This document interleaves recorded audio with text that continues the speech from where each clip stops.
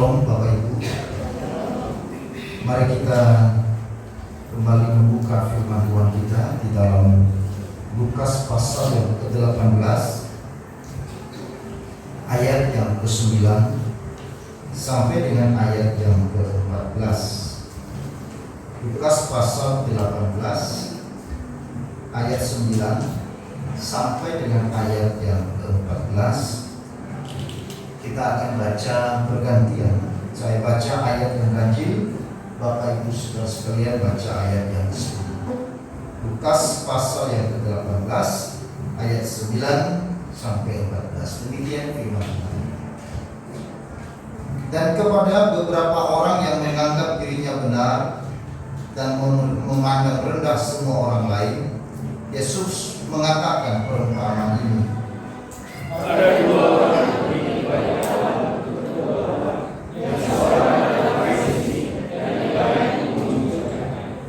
orang Farisi itu berdiri dan berdoa dalam hatinya begini, Ya Allah, aku mengucap syukur kepadamu karena aku tidak sama seperti semua orang lain, bukan perampok, bukan orang lalim, bukan pezina, dan bukan juga seperti pemungut cukai ini.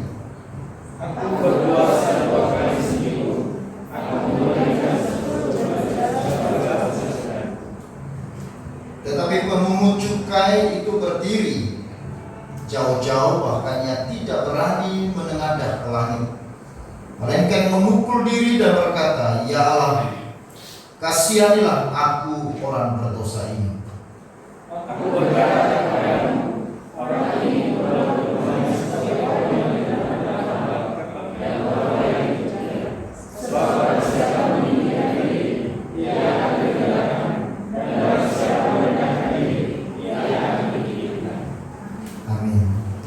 Berbahagialah kita saudara-saudara sekalian yang membaca bagian firman Tuhan ini, dan kita adalah orang yang lebih berbahagia yang percaya dan melakukan firman Tuhan.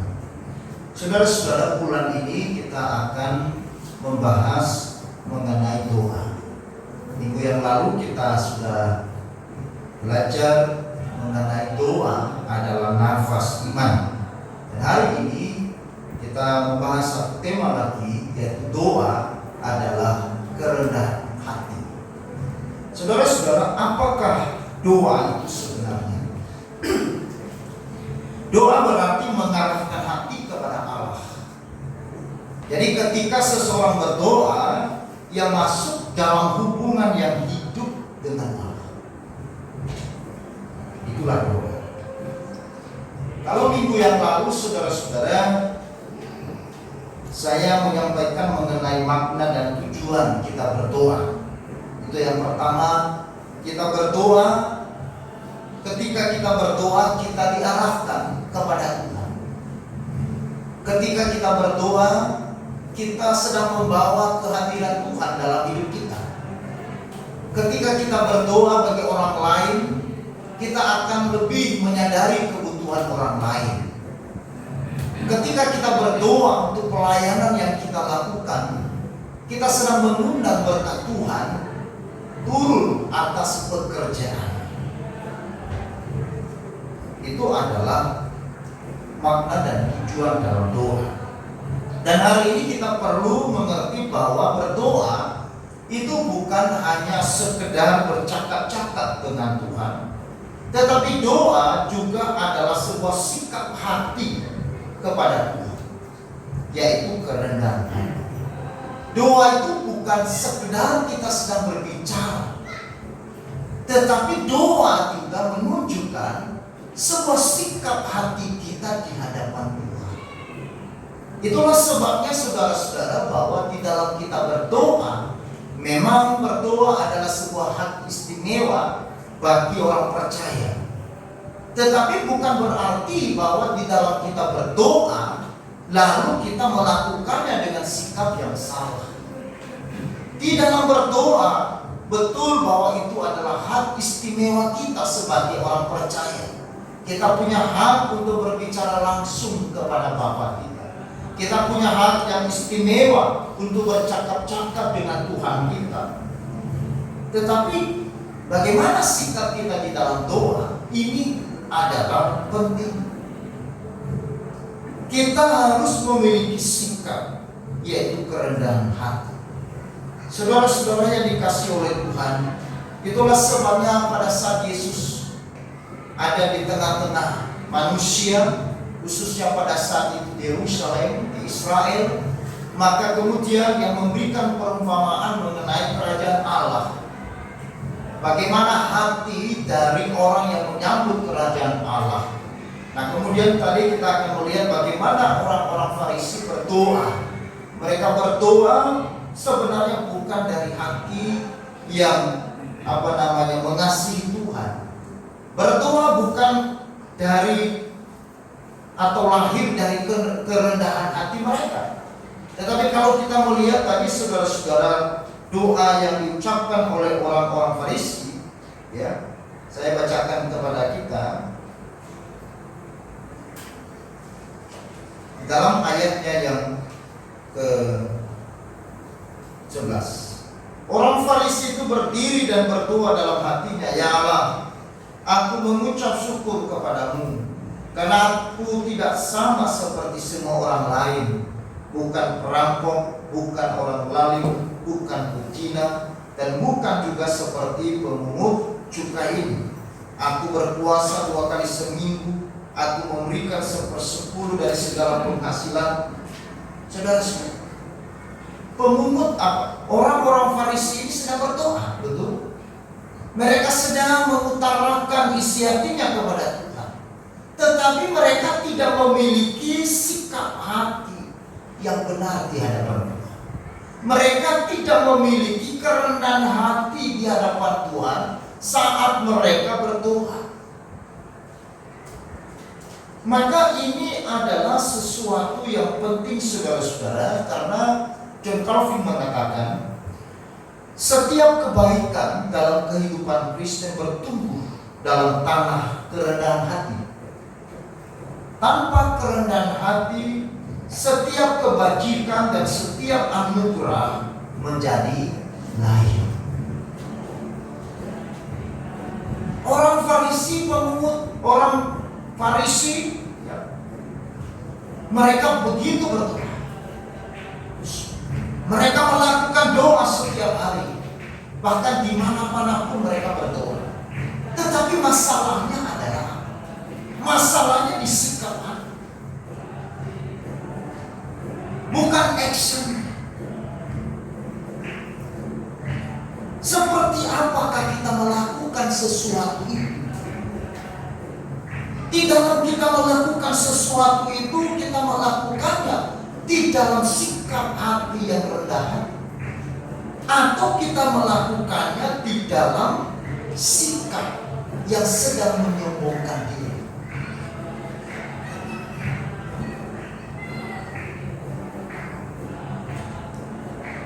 John Piper mengatakan, kerendahan hati adalah hal yang pertama, yang kedua, dan ketiga dalam iman Kristen. Ini artinya bahwa kerendahan hati ini adalah sesuatu yang amat penting di dalam pertumbuhan iman seorang Kristen. Tanpa kerendahan hati, semua kebajikan, semua yang kita lakukan akan menjadi layu.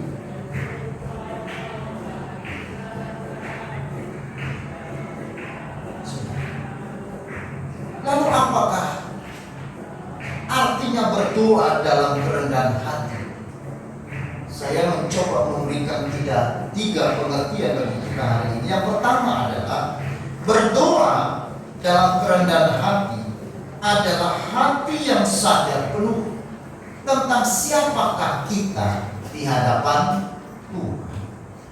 Ayat yang ke-13. Tetapi pemungut cukai itu berdiri jauh-jauh, bahkan ia tidak berani menengadah ke langit, melainkan ia memukul diri dan berkata, "Ya Allah, kasihanilah aku orang berdosa ini." Orang Farisi berdoa, pemungut cukai juga berdoa. Tetapi sikap hati yang membedakan dua jenis orang ini yang berbeda.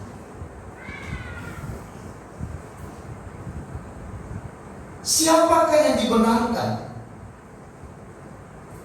Maka di bagian akhir kita melihat bahwa doa yang dinaikkan dengan kerendahan hati. Bagaimana doa kita itu dijawab Tuhan? Maka kita harus naikkan dengan kerendahan hati. Kerendahan hati adalah sebuah kesadaran penuh dalam diri kita bahwa kita ini siapa. Pemungut cukai menyadari siapakah dirinya di hadapan Allah. Dia memahami siapakah dia yang sedang bercakap-cakap dengan Tuhan. Ia menyadari betul ketidaklayakannya di hadapan Tuhan untuk berdoa sebenarnya.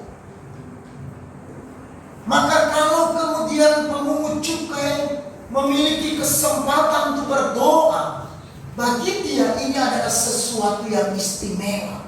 Ini adalah anugerah.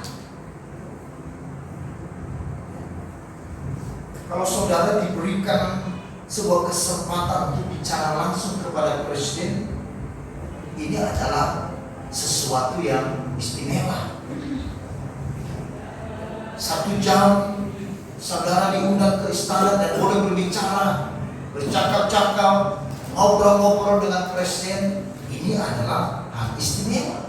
Jangankan saudara bercakap-cakap dengan presiden 1 jam, berdiri di depan istana negara aja sudah masuk. Itu bahkan bangganya bukan main. Saudara langsung keluar posting depan istana. Saudara ikut rombongan untuk bertemu dengan presiden, tetapi saudara tidak punya hak untuk bicara. Saudara ikut bangga tidak? Masih bangga. Paling tidak duduk mendengarkan arahan presiden. Dan momen itu saudara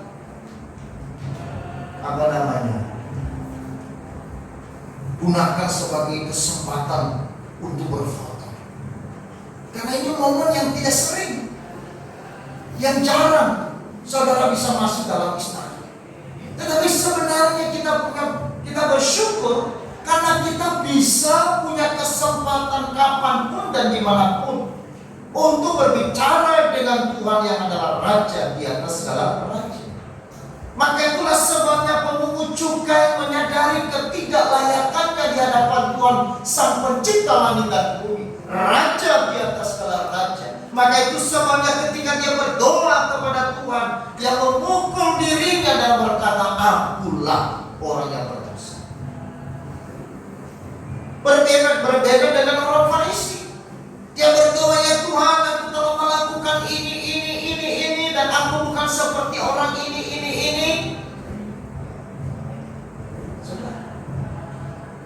Tapi pemungut cukai, dia menyadari keberdosaannya. Dia menyadari ketidaklayakannya di hadapan Tuhan yang sedang berbicara. Inilah yang dimaksud dengan doa dalam kerendahan hati. Kita berdoa bukan supaya Tuhan melakukan. Kita meminta kepada Tuhan dalam doa bukan karena kita sedang memaksakan kehendak Tuhan. Acap kali banyak orang Kristen berdoa dengan pemaksaan kepada Tuhan, seolah-olah Tuhan harus menuruti apa yang dia mau. Seolah-olah Tuhan harus melakukan apa yang dikehendaki. Seolah-olah kita sedang memerintahkan Tuhan mengerjakan apa yang kita mau. Saudara-saudara, siapa kita bisa memerintahkan Tuhan? Siapa kita bisa mengatur kehendak Tuhan? Siapa kita merubah keputusan Tuhan? Karena kalau mendengar doa kita, itu juga adalah anugerah. Kalau Tuhan bisa mendengar kita, itu juga adalah hal yang istimewa. Nah, saudara-saudara, itu arti berdoa dalam kerendahan hati. Arti yang kedua, berdoa dalam kerendahan hati adalah hati yang selalu membutuhkan Tuhan. Sebuah kerinduan yang amat sangat. Hati yang terus merindukan dan membutuhkan Tuhan. Karena kita menyadari bahwa tanpa Tuhan kita tidak mungkin hidup. Makanya minggu yang lalu saya katakan doa adalah nafas iman. Doa adalah nafas iman, artinya sebuah kebergantungan hidup kepada Tuhan. Jadi kenapa doa itu dikatakan sebagai nafas? Karena manusia tidak bisa hidup tanpa nafas. Betul ya? Tandanya dikatakan meninggal, nafasnya berhenti. Doa adalah nafas. Artinya dimanapun dan kapanpun orang percaya selalu hatinya tertuju kepada Tuhan. Itu doa. Hatinya terus mengarah kepada Tuhan. Pikirannya, kehendak dan perasaannya terus tertuju kepada Tuhan. Dimanapun dia berada. Itu doa.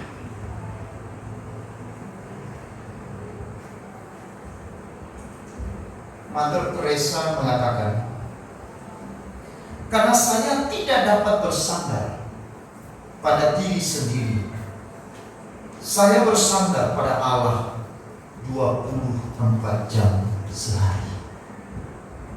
24 jam sehari itu artinya siang dan malam. Tidak ada waktu tidak bersandar kepada Tuhan. Tidak ada jam, tidak ada menit, tidak ada detik di mana kita tidak bersandar kepada Tuhan. Karena ketika kita tidak bersandar kepada Tuhan, maka kita tidak bisa hidup. Ini yang dikatakan oleh Mother Teresa. Di dalam pelayanan yang begitu luar biasa, menjangkau orang-orang yang termiskin, menjangkau orang-orang yang penyakit kusta, menjangkau orang-orang yang di kolong jembatan, orang-orang yang diperbudak dan sebagainya. Mother Teresa memiliki kekuatan bukan karena dia lebih daripada manusia yang lain, tetapi rahasianya adalah kebergantungan dia kepada Tuhan. Amin. Kebergantungan kita kepada Tuhan adalah kekuatan kita. Disitulah terletak kekuatan kita, saudara. Rendah hati artinya mau menyadari bahwa tanpamu Tuhan, aku tidak bisa hidup. Pemungut cukai ini dia menyadari bahwa tanpa Tuhan dia tidak bisa berbuat apa-apa. Tanpa Tuhan dia tidak bisa melakukan sesuatu hal. Tanpa Tuhan dia tidak bisa melihat pekerjaan Tuhan yang besar. Itulah sebabnya dia terus membutuhkan Tuhan hadir dalam hidup.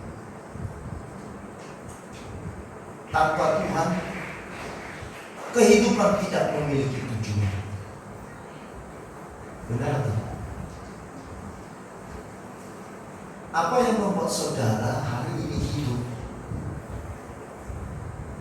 dengan semangat, dengan penuh keyakinan, meskipun ada masalah, ada duka cita, ada pergumulan, dan membuat itu saudara tidak kehilangan pengharapan karena ada tujuan. Ada tujuan. Kalau kita hidup di dunia ini tidak ada tujuan, kita ini manusia yang paling kasihan dari seluruh ciptaan. ciptaan Tuhan. Betul nggak? Bebek itu nggak ada tujuan. Ya kan? Tanya itu bebek. Bebek, kamu tujuan itu apa? Dia nggak ya? Dia nggak ngerti. Yang dia tahu apa? Hidup. Yang dia tahu apa? Makan. Itu aja.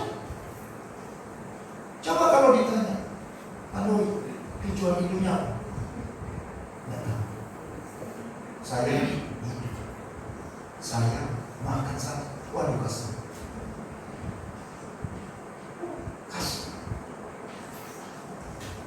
Tanpa Tuhan, kehidupan tidak memiliki tujuan. Tanpa tujuan, hidup tidak memiliki makna. Amin. Yang membuat saudara bermakna, bernilai dalam hidup karena apa? Karena saudara berjalan pada tujuan yang ditetapkan Allah bagi kita. Waktu Allah menciptakan manusia, tujuan Allah mencipta adalah supaya manusia memuliakan Allah. Tuhan tidak mencipta manusia seperti Dia mencipta yang lain, tetapi secara khusus Dia menciptakan manusia yang dicipta berdasar kepada gambar dan rupanya. Maka Dia mencipta pada tujuan, yaitu supaya manusia yang dicipta itu boleh memuliakan Allah dalam hidup. Tujuan itu yang membuat hidup saudara bermakna. Karena waktu saudara memuliakan Allah melalui apa yang saudara dan saya sedang kerjakan di dalam hidup ini, maka apa yang kita kerjakan, yang kita lakukan menjadi bermakna. Adanya makna, adanya nilai di dalam hidup kita karena ada tujuan. Tidak mungkin ada makna tanpa tujuan. Amin. Tanpa makna, kehidupan tidak memiliki harapan. Tidak ada. Kalau manusia tidak punya pengharapan dalam hidup, manusia akan menjadi manusia yang pesimis. Manusia akan menjadi manusia yang pasif. Manusia akan menjadi manusia yang loyo. Manusia akan menjadi manusia yang tidak tahu kemana.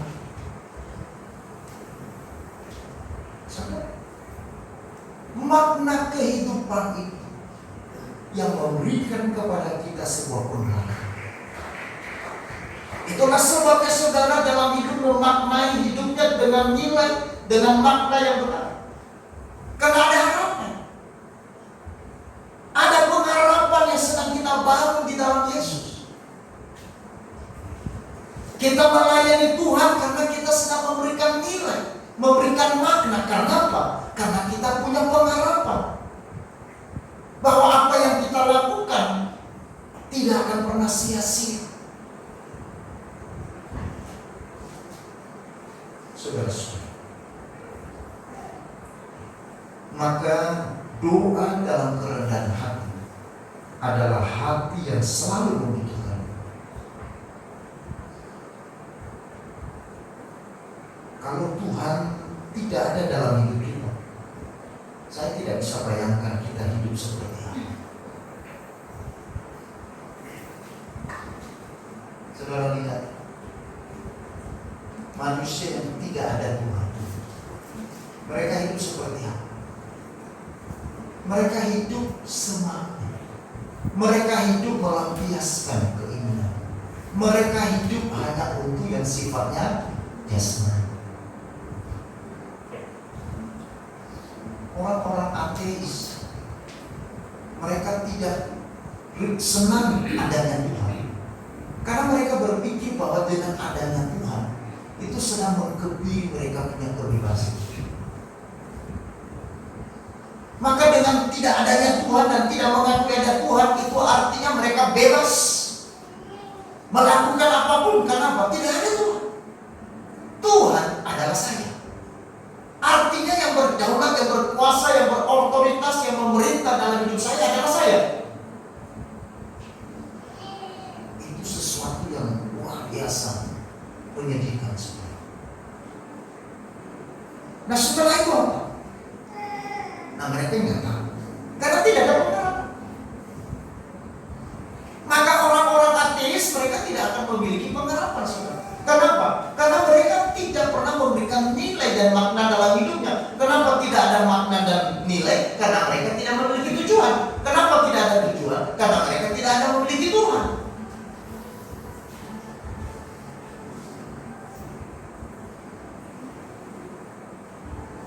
Yang ketiga, yang terakhir, berdoa di dalam kerendahan hati itu artinya hati yang selalu, hati yang mampu menerima setiap jawaban Tuhan atas segala doa kita. Berdoa dalam kerendahan hati adalah kemampuan kita menerima setiap jawaban Tuhan atas segala dosa, atas segala doa kita.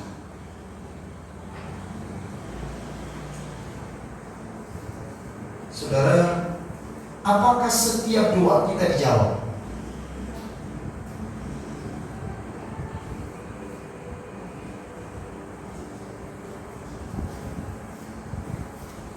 Ya apa tidak? Ada ya, ada tidak. Saya ulangi. Apakah setiap doa kita pasti dijawab oleh Tuhan? Iya.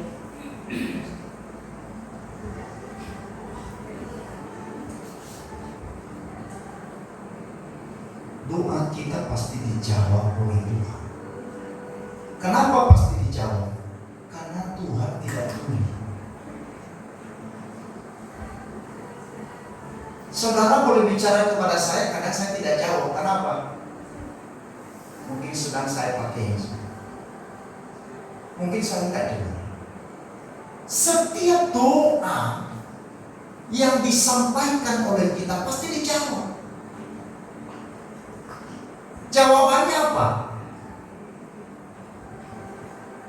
Jawabannya hanya dua. Bisa yes, bisa no. Ya atau tidak. Maka waktu Tuhan jawab ya, itu jawaban. Waktu Tuhan jawab tidak, itu jawaban kan? Jadi dia tanya saya, bertanya. Dia tanya, saya jawab. Saya jawab iya atau tidak? Oke, jawab ya. Itu jawaban. Dia tanya lagi, saya jawab tidak. Itu jawabannya. Berarti jawaban Tuhan terhadap doa kita bisa ya, bisa tidak. Jadi waktu Tuhan jawab ya, itu jawaban doa.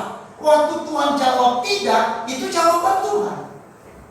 Seharusnya saudara-saudara, waktu Tuhan jawab ya atau waktu Tuhan jawab tidak, kita harus mampu menerima dua-duanya. Tapi persoalannya kita jujur. Ayo kita jujur. Jujurnya bagaimana? Kita lebih cenderung menerima yang ya atau yang tidak.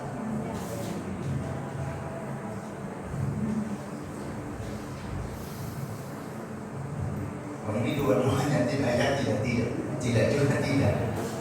Cenderung mana? Kalau kita jujur, kita lebih cenderung ya.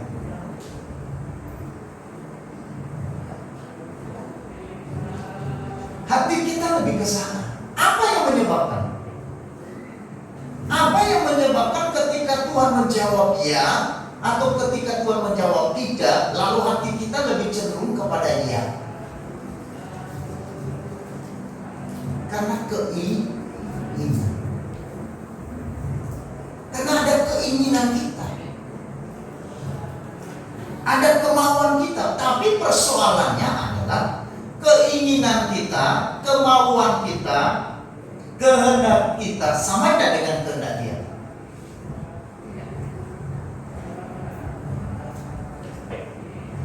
Saudara-saudara, maka doa dalam kerendahan hati adalah Sikap hati yang mampu menerima setiap jawaban Tuhan atas segala doa kita. Apakah Tuhan jawab ya? Apakah Tuhan jawab tidak? Ya atau tidak, kita harus maknai sama, bahwa ini adalah yang terbaik dari Tuhan. Inilah kehendak Tuhan. Waktu Tuhan jawab tidak, maka kita harus percaya bahwa ini adalah jawaban yang tepat. Ini adalah jawaban yang tidak salah, karena Tuhan tidak akan pernah salah dan tidak mungkin salah menjawab kita. Manusia bisa salah menjawab. Kalau saudara bertanya, saya bisa salah menjawab karena mungkin saya tafsir, saya salah memahami, tetapi Tuhan tidak.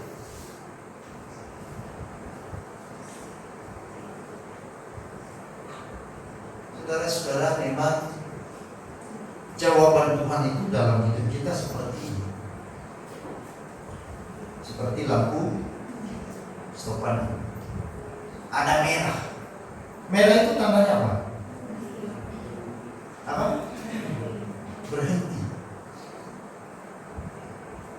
Lalu kuning. Kuning itu apa? Hati-hati. Hati-hati apa? Siap-siap. Ya. Hijau apa? Maju terus, jalan terus. Nah saudara, jawaban Tuhan kadang muncul merah. Tidak,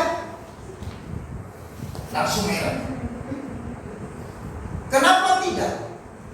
Karena Tuhan yang paling tahu apa yang terbaik untuk saudara-saudara. Pernah saya sampaikan sebuah cerita ini, yaitu di Korea itu saudara-saudara ada seorang ibu janda punya anak tunggal laki-laki. Anak tunggal, anak satu-satunya laki-laki. Lalu kemudian anaknya laki-laki ini dia pergi ke kebun, dia bawa kuda, naik kuda ini. Ternyata di dalam perjalanan dia terjatuh, mengakibatkan kakinya patah. Akhirnya ada orang yang menemukan, kemudian dibawa pulang. Waktu ibunya melihat anaknya jatuh dan kakinya udah patah, ibunya sakitnya bukan. Dia menangis. Dan dia berkata, Tuhan kenapa tega melakukan ini kepada anakku satu-satunya? Kenapa Tuhan melakukan ini, tidak adil bagiku? Aku ini seorang janda.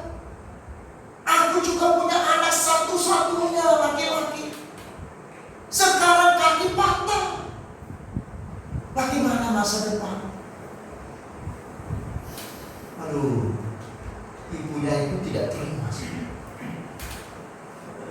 Tetapi kemudian 1 bulan setelah itu ada instruksi dari pemerintahan Korea untuk semua penduduk, semua pemuda di desa itu dikirim ke medan perang melawan Jepang. Semua anak muda di desa itu akhirnya diberangkatkan pergi ke medan perang melawan Jepang. Kecuali siapa? Kecuali anak ibu janda, karena kakinya sedang patah. 2 minggu kemudian mereka mendengar kabar seluruh pemuda di desa yang dikirim ke medan pertempuran melawan Jepang tewas. Kecuali siapa? Anak ibu janda. Waktu itu ibu ini baru menyadari bahwa kadang jawaban Tuhan tidak. Bukan berarti Tuhan tidak mengerti, tetapi karena Tuhan lebih mengetahui apa yang paling terbaik. Maka waktu kita berdoa kemudian Tuhan jawab tidak, jangan kesusu mengatakan Tuhan tidak adil. Jangan cepat-cepat mengambil kesimpulan bahwa Tuhan itu tidak peduli, Tuhan itu jahat. Tapi seharusnya kita berdoa, Tuhan, meskipun aku tidak mengerti dengan ini, tetapi berikan hatiku kekuatan untuk mengerti. Ini keren. Kadang juga saudara-saudara di dalam doa kita itu muncul lampu kuning. Lampu kuning. Tunggu waktu Tunggu waktu Tuhan. Pasti ada waktu Tuhan. Dia jawab tapi waktunya belum. Mungkin besok, mungkin tahun depan, tapi pasti dijawab. Cuman kadang-kadang kita tidak sabar menunggu waktunya Tuhan, ya kan? Ini yang menjadi permasalahan. Sehingga kita kemudian bersikap ngotot, bersikeras, memaksakan Tuhan supaya bersegera menjawab. Padahal Tuhan ada waktu yang tepat.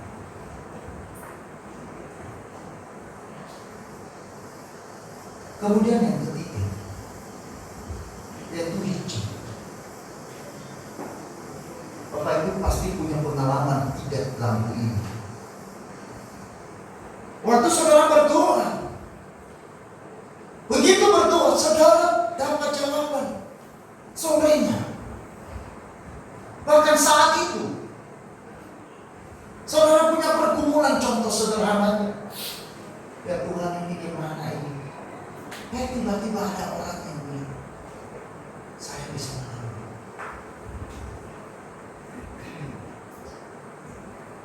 Hari Jumat kemarin setelah pulang dari rekaman, saya ditelepon oleh seorang, minta tolong Pak, bisa datang ke tempat saya. Sebenarnya saya udah capek bukan main. Tapi, iya, siap. Tapi jaraknya bukan dekat sini, hampir ke Tapanuli naik mobil. Saya bilang sama istri, ayo, saya ngebut ke sana. Sampai di perbatasan Tapanuli, mau keluar. Dia hanya mau menceritakan segala pergumulannya. Dia menceritakan hal-hal yang baik. Dia juga menceritakan pergumulan yang sedang digumulkan. Tetapi dari cerita itu saya juga diberkati.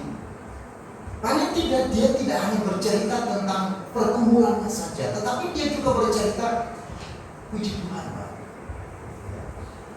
hari-hari ini saya juga merasakan. Bahkan saya katakan kepada keluarga bahwa Tuhan itu menolong. Pada saat kami kepepet dan luar biasa, waktu itu saya berdoa, ternyata ada orang telepon setelah saya berdoa. Telepon saya berdiri, saya mau bantu Bapak. Apa Bapak mau menerima bantuan itu? Coba. Kadang ini seperti itu. Saudara punya pengalaman tidak lampu ini, betul? Kadang juga saudara berdoa terus, sudah bertahun-tahun, 10 tahun, 20 tahun, tetap merah. Seperti teman saya Arista Menas, dia mengatakan waktu di Salem, Manoy, aku sudah kehabisan kata-kata, aku tidak bisa doa lagi. Karena di Salem ada ruang doa dan dia teman saya. Kita mulai berdoa, dia sudah diam. berdoa. Setelah setengah jam saya tanya selesai, Chris, kamu nggak doa? Tadi sudah di awal, tapi setelah itu aku sudah habis kata-kata.